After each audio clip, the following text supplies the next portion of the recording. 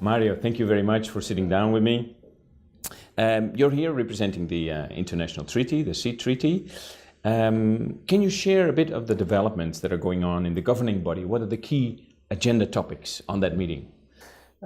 Thanks. First of all, thank you for the invitation, and for sure next meeting of the governing body will be quite tough for all contracting parties. Why is that? It will be held in Kigali, Rwanda, at the end of October, from the 38th until 3 of November.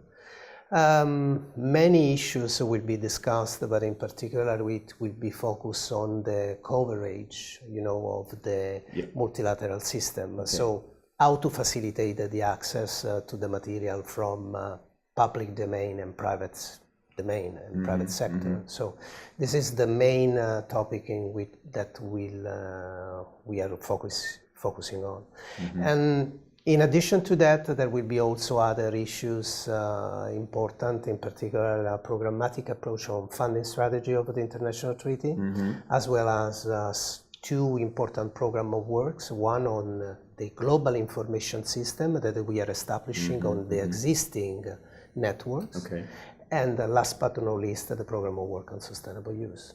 Okay, that's great. You mentioned the coverage of the multilateral system. I know you're working on a revision of the multilateral system. What key developments can you share in that revision process? Okay, first of all, let me tell you that the Secretariat is providing support to the contracting parties and to all the stakeholders on this very, I would say, challenge, goal. And it's quite challenging because after the treaty entry to force in 2004, now we are approaching to revise the number of crops covered by the...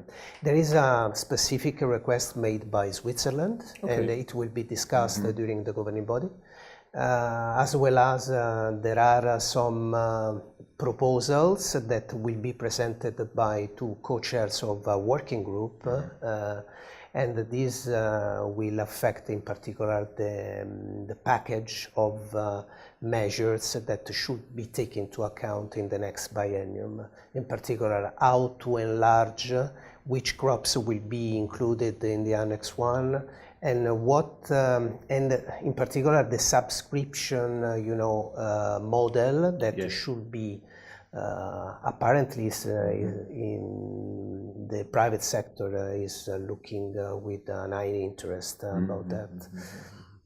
So this is in a nutshell more or less what will be discussed. For sure the final decision will be taken by the governing body. Now we have 144 contracting parties, and many NGOs, civil societies, and the representative of the seed sectors and private sector will be over there. So I think that the world of the different stakeholders are involved in this process. Excellent, excellent. I'm sure that private sector is eagerly awaiting the increase of crops on Annex 1, obviously. Can you already share a little bit of the details of the proposals, for example, Switzerland? The proposal made by Switzerland is quite interesting, but they are making reference to enlarge the number, the crops, for sure.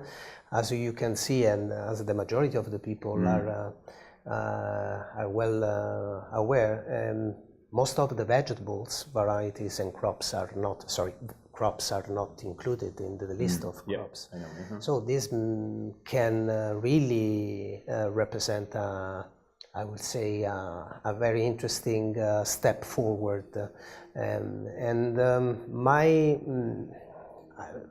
Obviously, the impression and the feeling of the Secretariat in this case is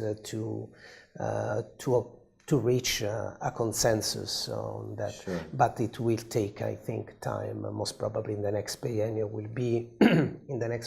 will be established, if the governing body will agree, an expert group on such important issue. You mentioned private sector.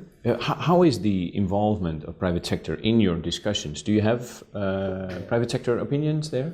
Recently, the president of the ISF presented in the working group 24 companies that which agreed in principle to subscribe the subscription model with a specific request, but is a really interesting, I would say, gesture to that has to be considered by the contracting parties. Yes. Yeah, good. Okay. What other contributions of the private sector could you envision to, to make the whole system more efficient? Directly, for sure, the production of varieties and also the selection, the continued selection and breeding is one of the main important elements that can be taken into account from contracting parties, because the seed sector and the private sector is involved in such topic. This is something that directly can implement and can endorse the system, but there are also indirectly benefits, like for example the private sector can work close to the government, local governments, and try to create the condition to to facilitate the access to their material and to exchange the material between the private and the public domain.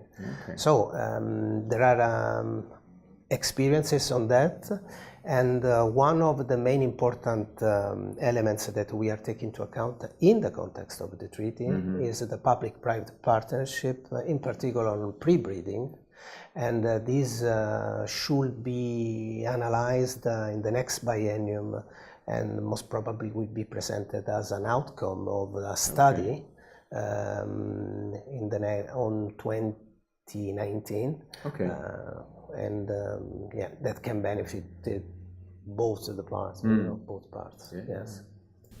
So, Mario, we are here all the way in Riga at the ESA annual meeting. Why is it so important for you and your department to come to such private sector meetings? It's a kind of field, and when you have the possibility to exchange the point of views with the people that live the field, is always relevant and important. It's not just my impression, it's the impression of the staff of the Secretariat. So to take into account the different opinions of the stakeholders, from NGOs to the private sector, is our work. And here I have to say that I went through, the different stands and so on, and it's very impressive, interesting how the people and the companies at different level are working. I saw that they are interested in any case to have a facilitated access. This was originally something in mind of the people that started working in the establishment of the international treaty. And for us is also an opportunity to really understand what is the sentiments of the private sector, because we are going to have now in 1 month, as I said, the next governing body. And to be frank, I think that is a very I would say good relationship in between the Secretariat of the International Treaty and the ESA.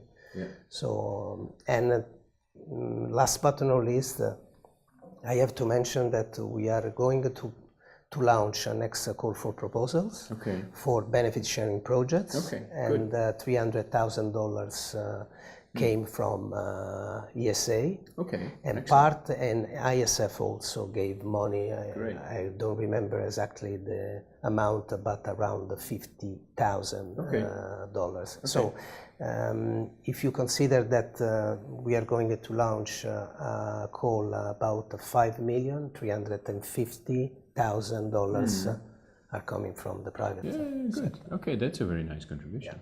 Okay, good. Thank you, Mario. Thanks to you, Marcel. Okay.